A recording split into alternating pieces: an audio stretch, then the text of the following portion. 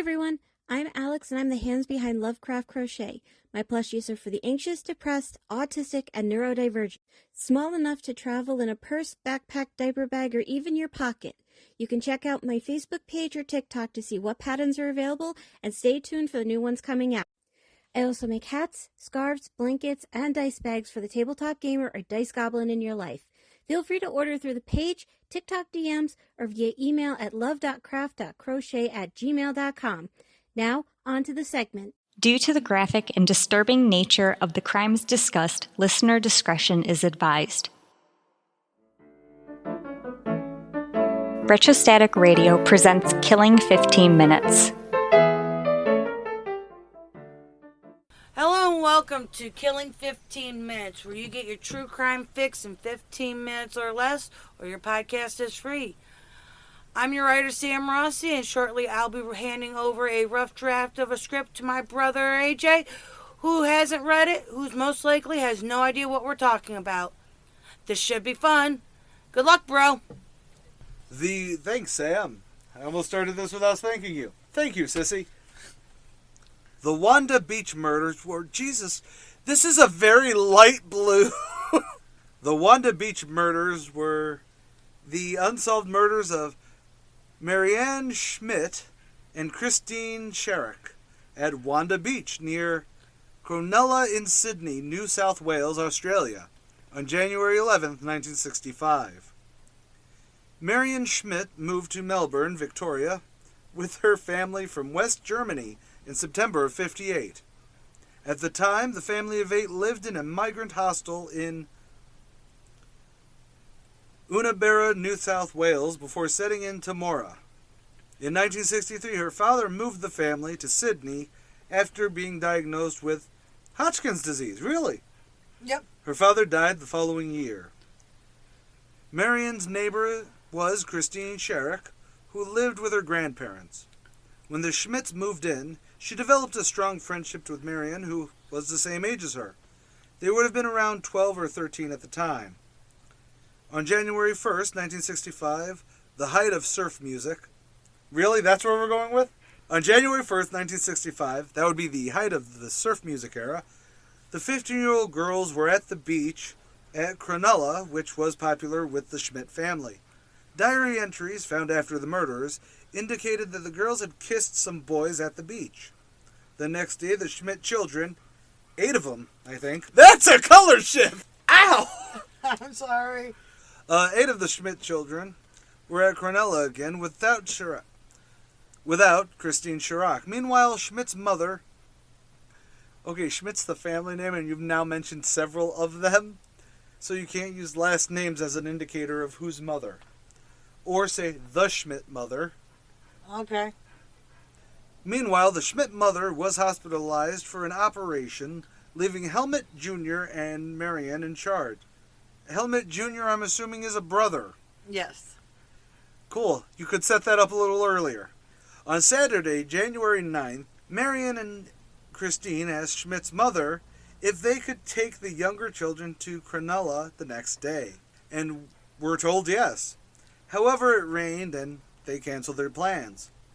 On January 11th, 1965, accompanied by Marianne's 4 youngest siblings, the girls set off by train for Cronulla railway station after transferring at Redfern. They arrived around 11 a.m., however, due to high winds, the beach was closed. You know, there's a time where it turns into, hey, it might be God saying something. Yes. The group walked down to the southern end of the beach to shelter among the rocks. 8-year-old Wolfgang wanted to swim. Marianne took him to the shallow part away from the rocks. They had a picnic once and returned to the group. During this time, Christine wandered away from the group. When Christine returned, they went to walk into the sandhills behind Wanda Beach.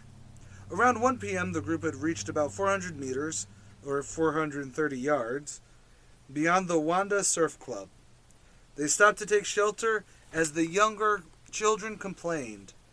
Marianne told her youngest siblings that she and Christine would get their stuff from the rocky area at the south end. Then they could all go home. Instead, the girls continued into the sandhills. When Peter told them that they were going the wrong way, the girls just laughed. The Schmidt children returned behind the sandhill and... How high were you writing this? I don't remember writing this. It shows! So I might have been straight. The Schmidt children remained behind the sandhill until 5 p.m., when they went to get their bags, including the girls' purses. They made the last train home, arriving around 8 p.m.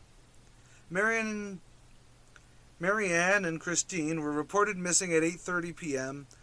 by Christine's grandmother. The next morning, Tuesday, January 12th, Peter Smith was taking 3 young nephews for a walk through the Wanda Beach sandhills.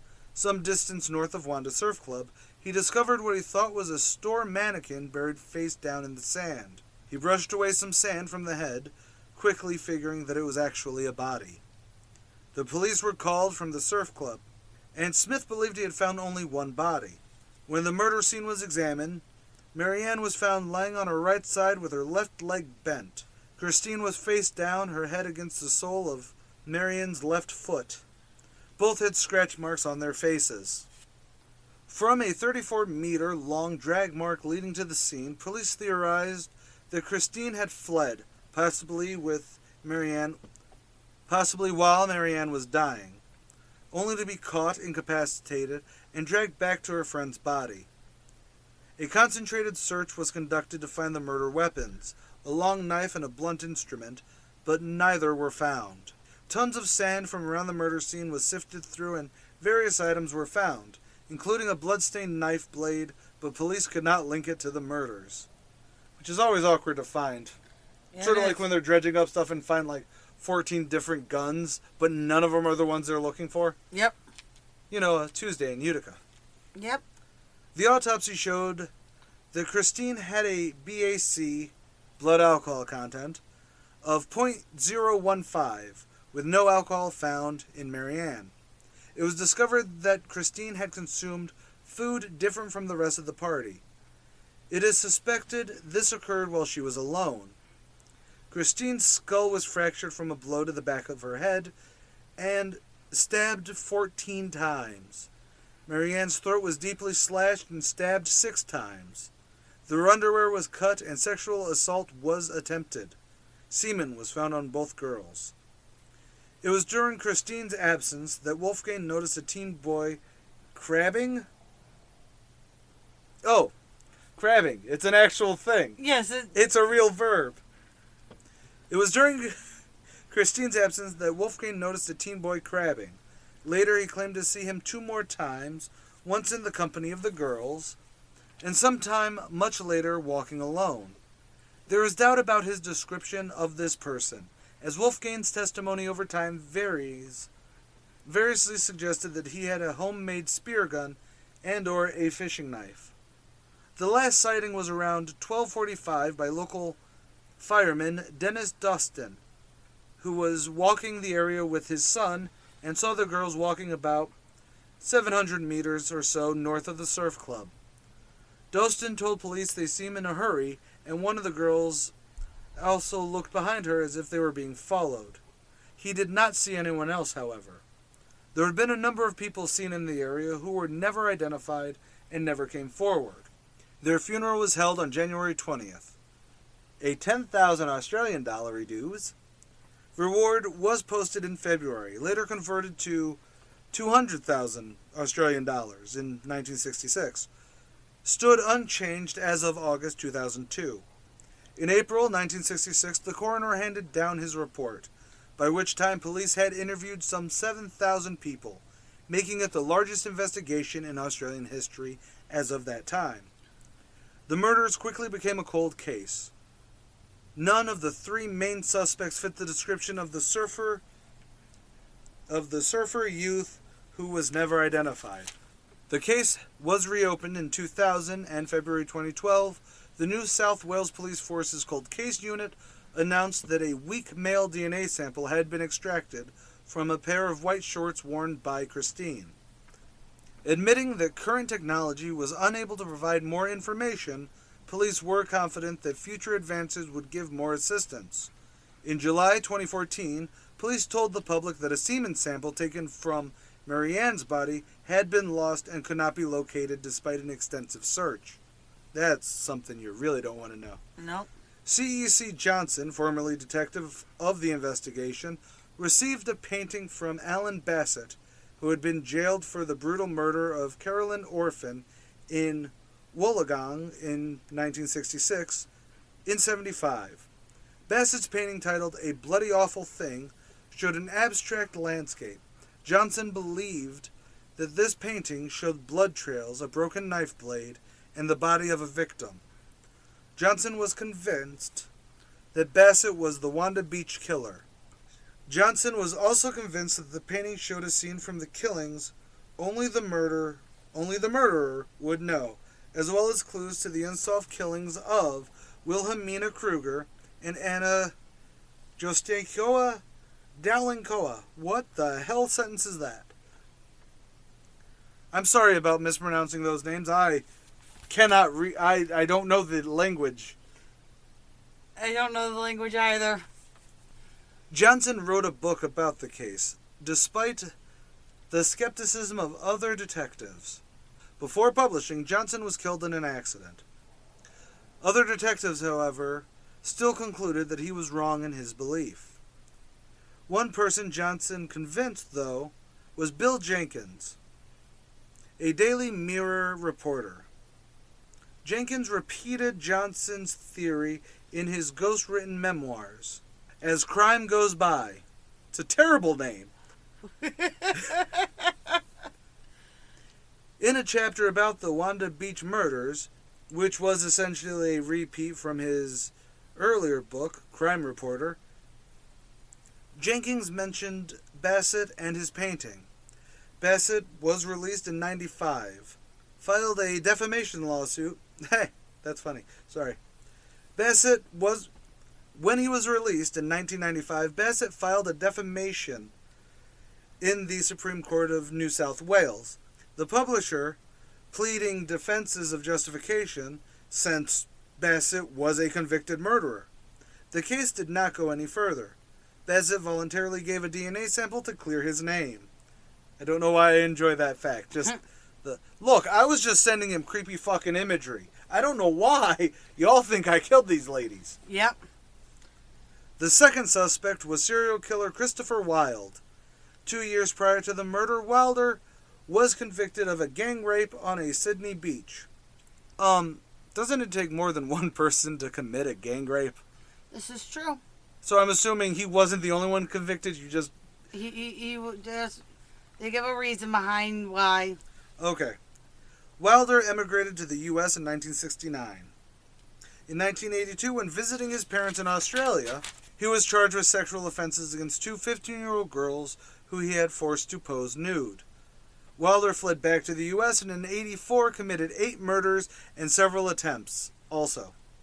He accidentally killed himself during a struggle with police in New Hampshire on April 13th, 1984. We'll do him eventually. I mean, we're not just going to leave that dangling thread in the air. The third suspect, not publicized until 1988... No. The third suspect, not publicized until 1998, is Derek Percy. Percy had been in prison since 1969 for the murder of a child on a beach in Victoria. Percy was considered too dangerous to be released and prime suspect for a number of other murders of children in Sydney and Melbourne areas. Percy died of cancer in 2013. He was considered the leading suspect by police. Percy could not be linked to Cronulla on the date of the murders, however. There had been no other links that were found to him. They had hoped Percy would make a deathbed confession, but that never came to be. The Wanda Beach Murders is the oldest unsolved homicide case in Australia. Yeah. It's 7:30. Do you know where your children are? Yes, one's at his friend's house and the others are with their grandparents. Yep. The grandmother, technically. But anyways, honestly, this is an interesting thing to look at, and I would actually kind of like to see a slightly better cleaned up version of it to really get a grasp of this. I was trying. There's no real grasp to it. There is. Your sentence structure is terrible. You have Schmidt, and Schmidt. And I can't even read the last page because this is bleeding through. It's an interesting case, but it doesn't give me that, like, bottom, like, oh my God, did the Schmidt children kill,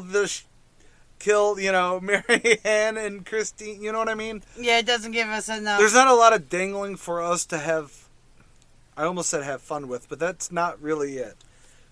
It is, but I don't want to say that. Right. Because it's one of those things, there is always going to be the human compulsion to make theories and want to connect dots. It's sort of why it's literally... There's really nothing...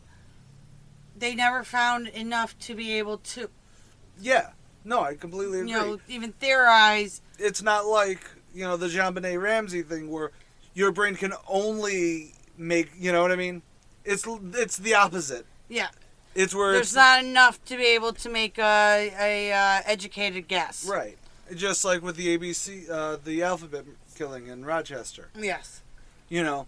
There's not enough there. Nope. All right. Okay, with that said, I'm AJ Carey. I'm Sam Rossi. Later, y'all. Killing 15 Minutes is hosted by Arthur Carey, with scripts written and researched by Sam Rossi. If you like this episode or want to stay updated on this series, consider following Killing 15 Minutes on Patreon or Retrostatic Radio on all major social media platforms. Good night and God bless. You're watching Retrostatic Radio. Wheel of Random is turn, turn, turn. Tell us the 15 minutes we shall learn. I'm Sam Rossi, writer and co-host of Randomly 15 Minutes, where the Wheel of Randomness gives me the topic and I write about it. I'm Megan Klodnicki, and I'm the host of Randomly 15 Minutes. I cold read what Sam writes and learn in real time about a random topic. You can find us on all major podcast platforms and YouTube. Follow us on Facebook at Randomly 15 Minutes to get more random facts.